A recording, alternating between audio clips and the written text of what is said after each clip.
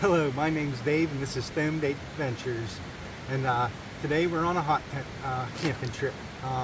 Conditions, it snowed a whole bunch, and then it got to 60 degrees here in western Pennsylvania, and it's about 40 degrees now. All the places I wanted to camp are underwater because all the snow melted.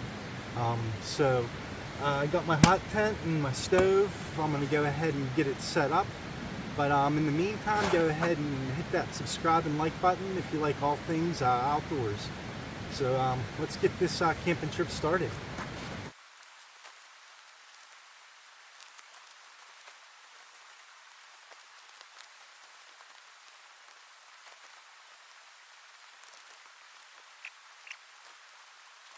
I used the Nortent Gamma 4. It's took me about 18 to 20 minutes to set up. It's a pretty large tent. Again, I'm car camping, so you can just see my car there. It weighs, I have it down to about 11 pounds all in, but there was probably, I think there's 24 guy lines on this, and I removed them all. I won't need them. And so they now make this Gamma 4 in 3 different models. When I bought this, they only had the one model, so I'm not sure which one it would be comparable to. So they have like an extreme winter, and one made out of poly cotton. They've gone way up in price since I've bought this. The reason I bought my hot tent and my stove was the backpack with. I did one trip midwinter, and I realized that's not really for me. So it's just, hot tenting is it's a chore, it's a lot of work, but I do enjoy it. So for me, it's become more of a camping situation type of thing. I may one day get a little smaller tent and try it again, but in western Pennsylvania, the wood is really tough to find enough dry wood. You can find enough wood, but you really want really dry wood when you're burning out of these stoves. They don't take kindly to wet wood or a lot of pine, and when you have wet, like not completely wet, but wet enough, dry enough to burn, it makes things very difficult, because it'll clog up your spark arrestor fairly quickly with the wet pine, with the creosote, along with that extra moisture. And it's just it's difficult to find enough like really dry wood. So it seems like every time I used local wood in the forests, I was getting that creosote buildup on the spark arrestor. And I may have fixed that problem though. I'm gonna try a different system with the spark arrestor, and I'll show you that here in a minute. But I do really enjoy this tent. Like I said, it's pretty pricey now. I think this is like a $1,400 or $1,500 tent now. And like I said, you have the 3 different models to choose from. If I were to pick a new one, knowing what I know now after having this for 5 seasons, I think I would opt to get the poly cotton one that they have now. It's going to be a lot heavier, but for my case use scenarios, that wouldn't be a problem. So I have the winnerwell quick fold titanium stove, and I'll show you what I mean by like why I bought this. And it's this is a pretty simple stove to set up. It's about as easy as it comes, and again, it's also not exactly cheap. Most of these titanium stoves are expensive. Even the budget ones are expensive. But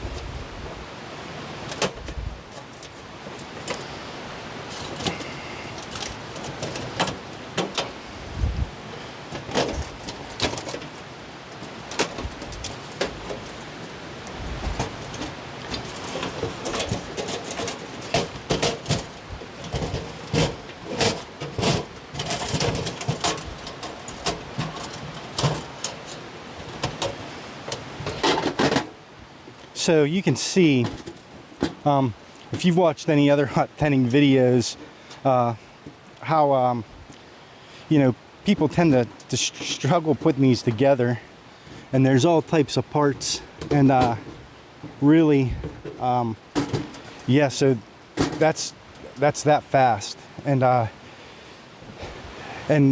that is the reason I bought this, is because you can't lose anything whatsoever. And when you're dealing with the snow, the cold, gloves, things of that nature, then you know, this is a nice way to go, and it's really light. Now it doesn't have any glass on it like a lot of the other stoves you see. I'm looking for that ambiance. That wasn't something I was really in, you know, it was way down on the list for that, and I'd much rather sacrifice that nice little viewing pleasure for how easy and light it is. And so this is the new spark arrestor that I got, and it sits on the inside like this, instead of on the top. And so I'm gonna try this out. This is a new, haven't used it yet. Like I said, the other spark arrestor would just get all clogged up, more especially with the local wood, just the forest wood.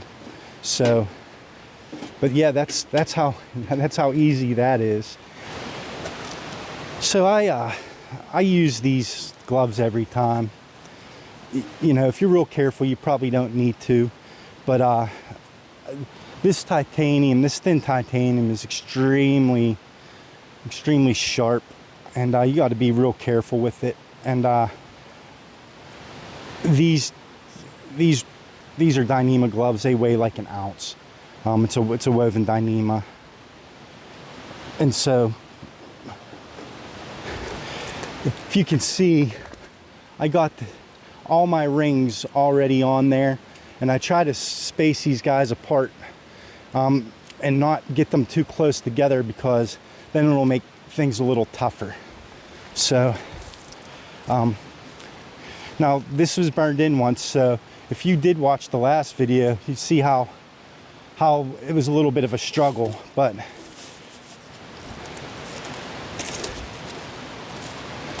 so essentially I just kind of, you know, try to keep these rings kind of spaced pretty far apart from each other, and you just kind of keep rolling it out like that. And as long as, now I have more rings, I use about 1 ring a foot, and and I'll leave some links to where you can buy like extra rings at. But when you're one person, and this is a little bit longer of a smokestack, so, but you're gonna want to, like I said, try to keep these rings from binding up together too much, because when they get too close together, it gets a little tougher to undo.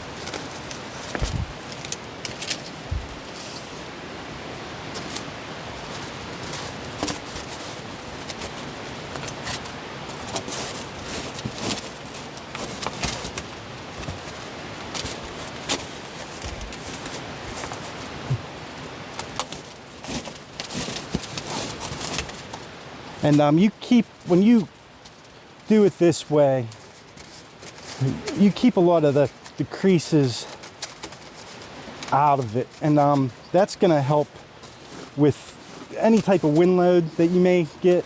And so as you can see, it rolls up pretty easy. I just lost the ring, but And that's also why I bring a little bit more rings than what you actually need, because yeah, see, so there's another one I just lost. But you know, it's pretty simple, and especially after you have that first burn in, and like I said, it keeps it from getting dinged up. And if you get enough dings in it, then like, you can compromise it a little bit with wind, because if there's already a crease there, it's going to be more prone to want to use the wind, want to use that crease to bend the pipe. This stuff's pretty thin, so you're going to want to watch. And I used to have a longer one for this tent, but I prefer, I got a 2-foot shorter smokestack, and I was worried about burning holes in the hot tent, and like I said, I'm going to try that new spark arrestor out. But when it comes down to it, it's you're going to burn holes in it. You're going to have, it's just going to happen, and so I wouldn't pay too much of a mind with that, because you could just patch them, but you're going to get holes in it. There's with a nylon tent. Now with the cotton tents, probably not so much, but with you know, these lighter weight tents, you're gonna burn holes. You can't do nothing about it. So we'll go ahead and get this in the tent real fast.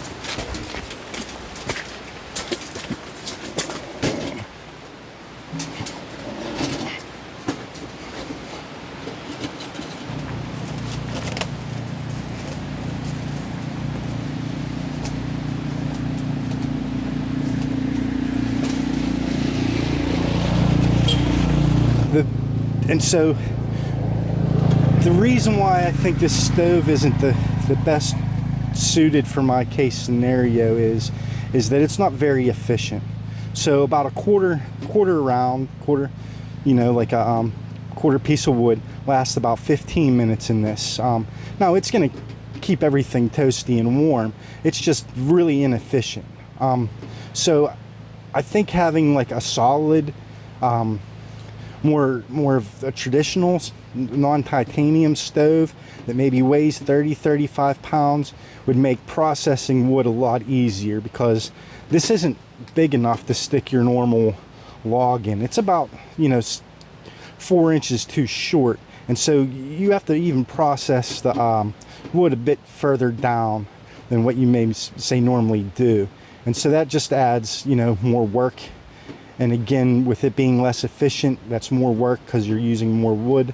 And for my case scenario, it was kind of a bad purchase on my end, because I should have, you know, I thought I was going to be backpacking with it, and like I said, it's really not going to be the case. So, you know, keep that in mind when you're buying a stove. And you know, these are nice for like backcountry stuff, but if you're camping, get a heavier stove, and you know, one that's, you know, like I said, doesn't have so many air gaps in it, and you'll enjoy it a lot better. So it's it's always good to be out. I'm gonna take a break from setting things up for a little bit, and we got our own little mossy rock here, and it's not a big green mossy rock, but it's a little green mossy rock. It'll work. And so I'm not like in my last video, I told you I broke my trail pipe. This isn't my trail pipe. This is a home pipe, and it's newer. No, I'll let you guys see it. But yeah, so this trip's just kind of a relaxing trip, and getting the hot tent out. I like to use it a couple times a year. It was an investment, and yeah, so that's an I'll show you the gunja I'm working with too today. But yeah, it's gonna be a nice relaxing trip. I got some good food. We're gonna make some good food today. We still have to like process the wood a little further down. Like I said, with that stove, I did just buy some good kiln dried wood, so I don't have to, you know, mess with this snowy soaked wood. And like, you can get it to work. it's a little bit of a chore, and like I said, you have to make sure that you do have a good bit of dry wood. But as long as you have enough dry wood, you can burn the wetter stuff. Not a problem. But yeah, we're gonna make some chicken and waffles for this trip, and it's probably like 40 degrees out. Like I said, it's mid-January, and yesterday here in Western Pennsylvania, woohoo! It was like 65 degrees. So, you know, we just come off like a 2-week kind of cold spell. I tried to get up to the mountains, but the roads it was icy rain and snow, and then more cold, and you know, the forest roads, they're not taken care of, and my vehicle's not gonna go down icy dirt roads, as most vehicles probably aren't. And so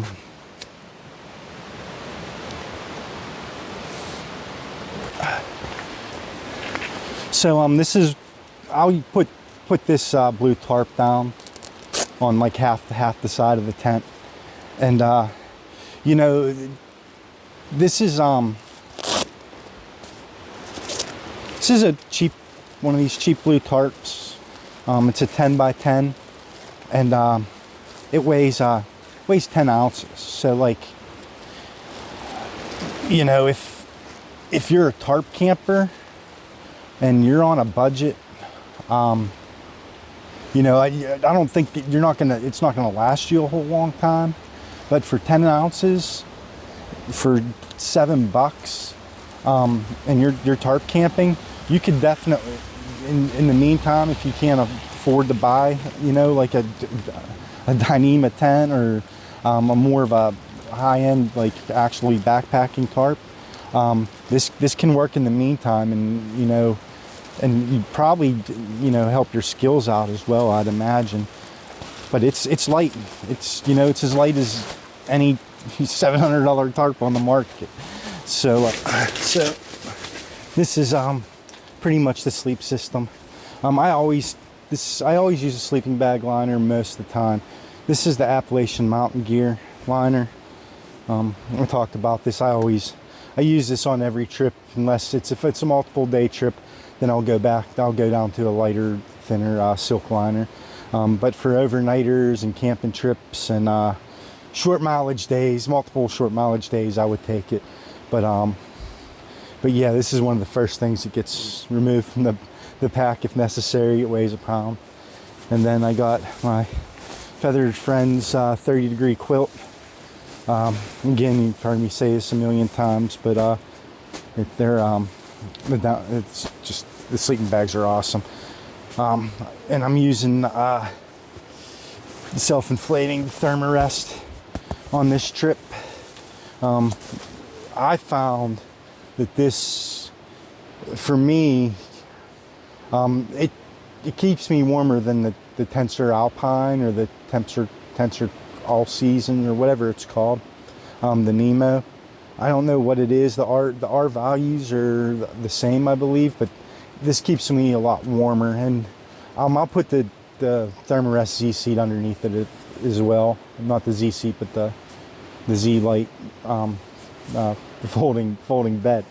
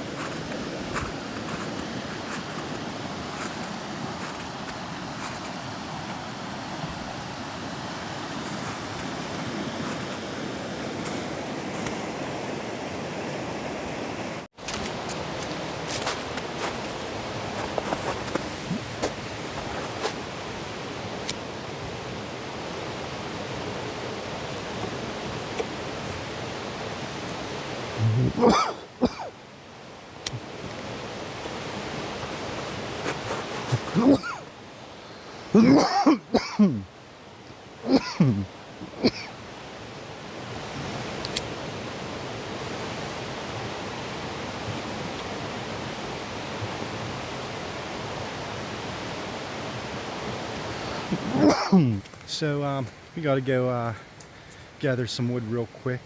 Shouldn't be too much of a problem, so let's get at it.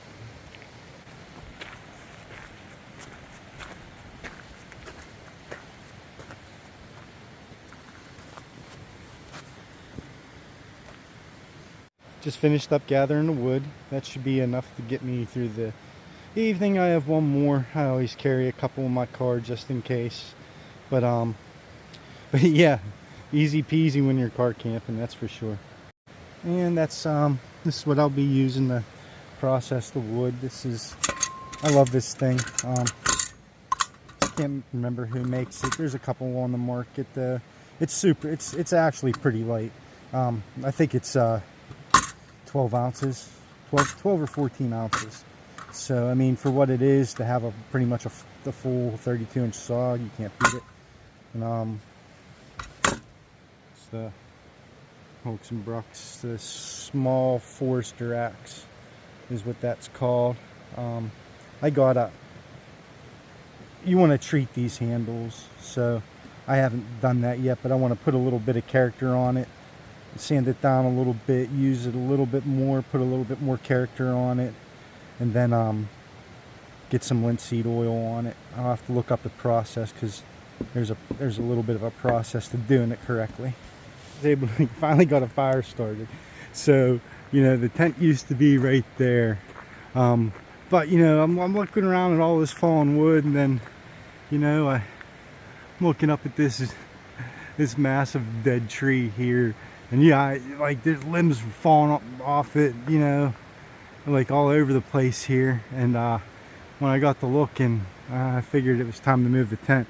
And to be honest with you, I'm gonna move my car too, because that's I mean, there's like tons of dead branches falling off, and yeah, so I moved the tent way back into there. So now I hope that the water don't get too high. Alrighty, so finally got the tent moved, the fire going good. So what we're gonna make for dinner tonight's chicken and biscuits. And so this is my camping biscuit maker. I mean not biscuit, but waffle maker. I think I'm gonna actually maybe backpack with that a couple times. And let's made a cup of coffee.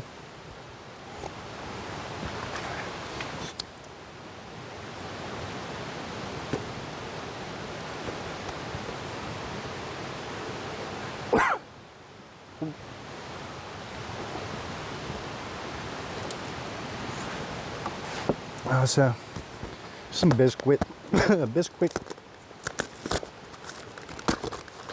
I'm so hungry.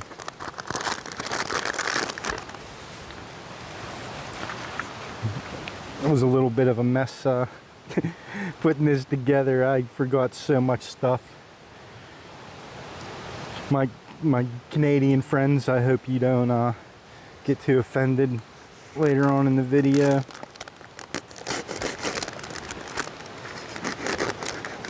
So it's like, it says 2 cups of this biscuit. So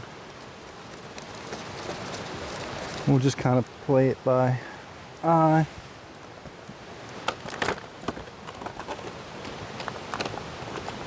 And then what we need are 2 eggs.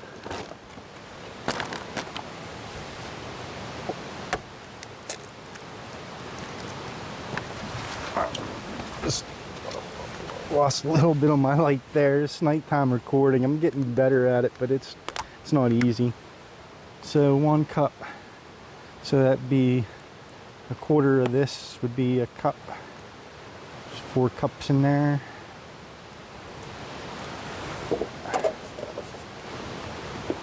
We'll get a nice consistency here. Put that off to the side, and what I did was I just bought some chicken here.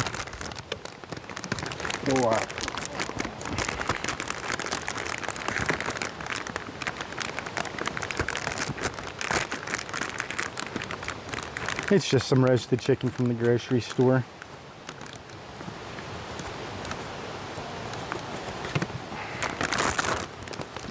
And I guess I didn't come really prepared, but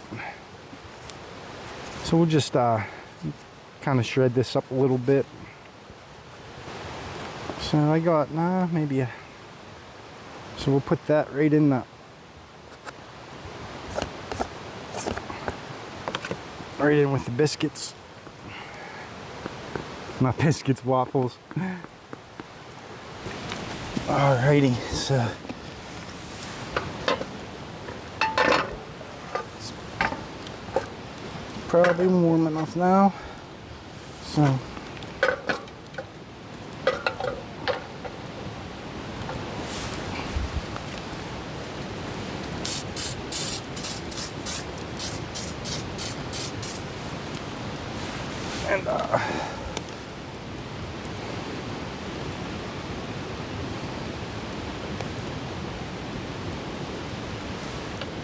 and we'll see how this works. This is a really old piece of camping gear I used when I was a kid. So it's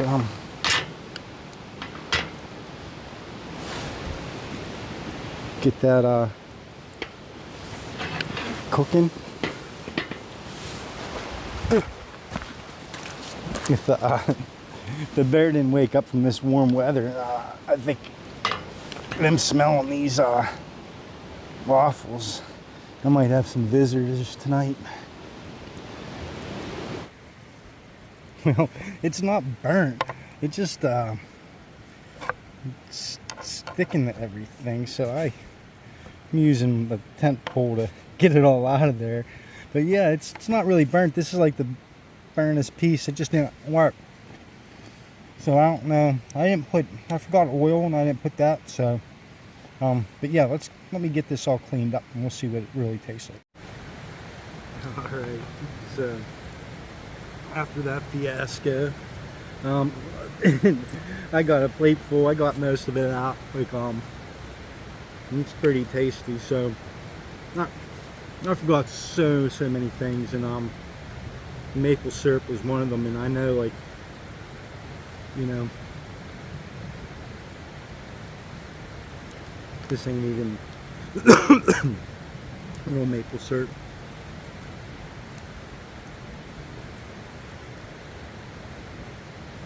It's it's super tasty. It don't look all like that pretty, but it's good stuff. I'm gonna try to figure out how to cook the rest of that. I'm not sure what I did wrong.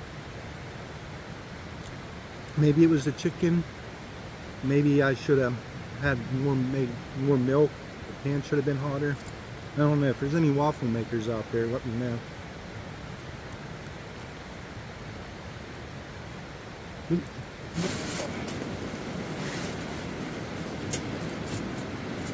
It started raining a little bit outside, and I hope you can hear me. I'm closer to the water, and it's like I said, it's raging.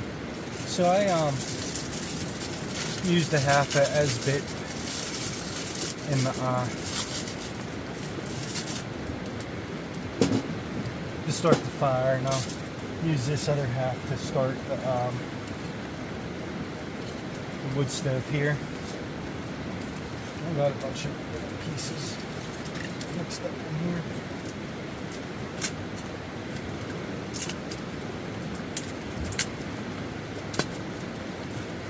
And I have a bunch of wood, like I processed that right before.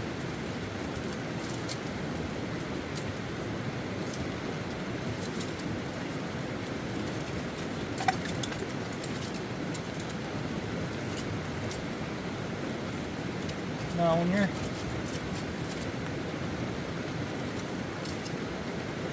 starting these, you want to put the you want to start it right underneath the flue. You want to make sure that it's open.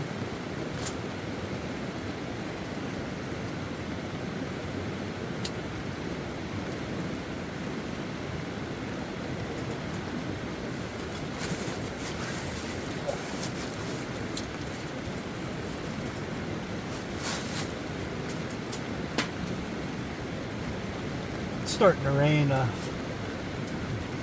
hope I don't. This tent's not seam sealed. It's not, you know, it's not really supposed to rain in the winter time when you're running a hot tent. But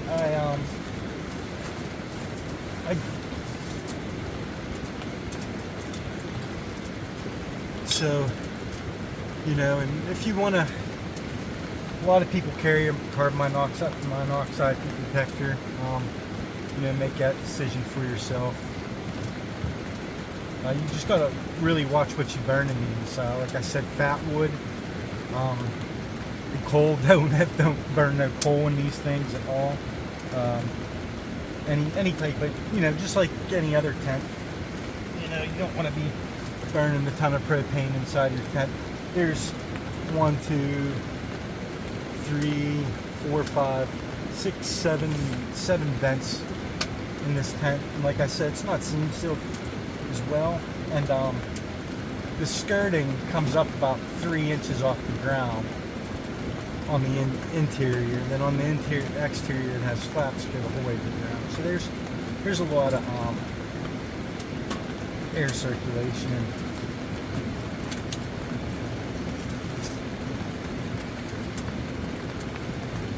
I definitely have a lot of fun doing it, but like I said, hard camping, I'm a mess. I just use my backpacking equipment mostly, and so I just threw everything in the trunk, didn't really organize anything. Forgot so much stuff, but that's okay. It's a camping trip. It's gonna really well, I get to see how this will work in the rain without being seam sealed. Hopefully it doesn't do this all night. So we got the stoves now like cranking. So this is that's about how much wood I process. That'll easily get me through the night. I probably won't use it all. And let me give you some. So this is kind of the ambiance of it all.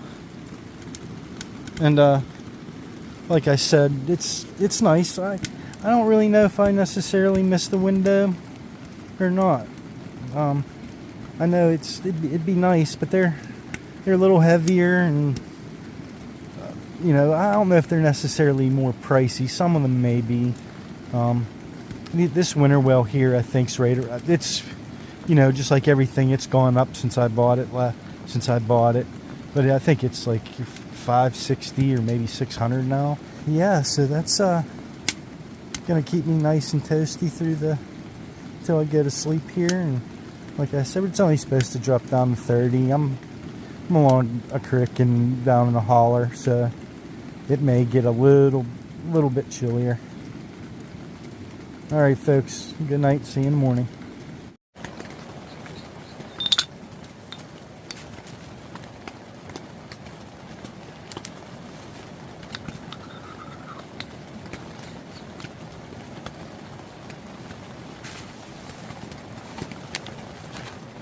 Some Onyx coffee this morning.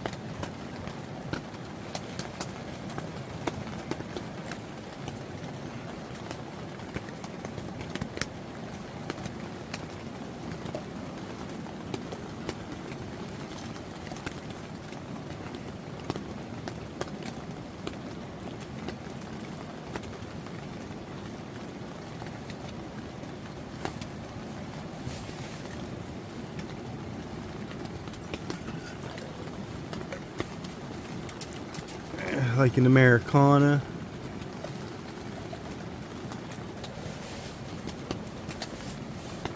It was raining all night.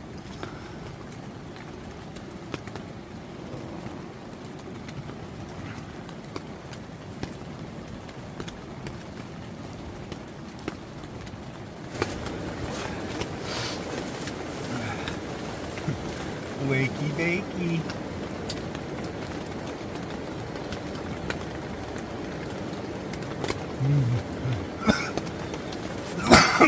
So, I burned up all that wood last night. It lasted till about 1:45. I was just curious. And, so that little pile of wood, I got about 4.5 hours. And I slept great though. It's like 9, a little after 9 o'clock. It's raining all night. Like I said, this tent isn't seam sealed, and down got wet rubbing up against the nylon. Little humidity. Most of the seams are pretty good. Around the stove jack, it's still leaking like a sieve. So you know, I'll probably seam seal that area, but it doesn't seem rain that much. I wanted to show you something real fast. This subscriber sent me this water bottle that they made. This is super appreciated. You know who you are. I thank you very much. Been using it every day. Not the best subscribers in the world. I can't wait to meet this gentleman and a few other guys in PA and abroad. But I'm gonna show you. Let's see what that reason why I burned all that wood. I wanted to see what that spark arrestor looked like in the morning here. So let's take a quick look at that.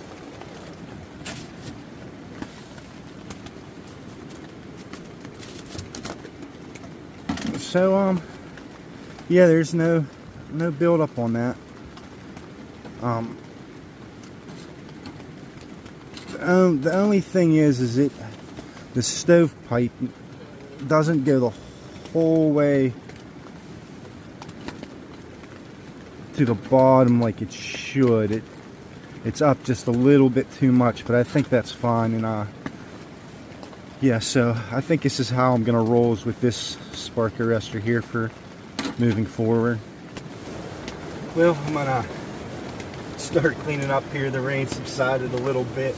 I'll show you a quick look at the creek. Like I said, I moved the tent last night. That tree was just looking way too scary for me. Like I said, I even ended up moving my car because I was afraid of something falling on it. And then I was worried, like this creek here is normally about 10 feet wide, and with all this snow melt and all this rain last night, I was a little worried about it coming up to where I'm at. It definitely came up another 1.5 foot. The stream, another maybe foot and a half. I'd have been swimming, but a little bit more than that maybe. But well, I hope you guys enjoyed the trip. I hope you maybe learned a little something, or if I did something wrong, or if I'm doing something wrong, let me know. This is I don't do a ton of hot tenting, a couple times a year, and like I said, it's fun. I have a blast doing it, but I come to the realization, and I thought I was going to be carrying this thing around, and it just doesn't. It's not feasible in the wintertime. You just don't have the time. You hike for 4 or 5 hours and get to camp and set up, and you're gonna be, you know, looking for wood in the dark, which is what I end up doing anyways on every single trip. But it's just then you have to process it, and you know, so by the time 8 o'clock comes around, you know, you get the fired up for a couple hours, and it's just the reward just isn't there, I don't think, for you know, if you're hiking in a mile or so and you know a spot and that has, like I said, good wood, or you're gonna carry it, or a poke. You know, if you have a poke, that would make things a heck of a lot easier. If I got a smaller tent, that would probably help, but I haven't found like a smaller hot tent that I like. So yeah, I'll just wait on that. Probably not get one, to be honest with you, because I just don't see myself using it too much. But thank you guys very much. Like, subscribe, share, and hope you guys have a wonderful day.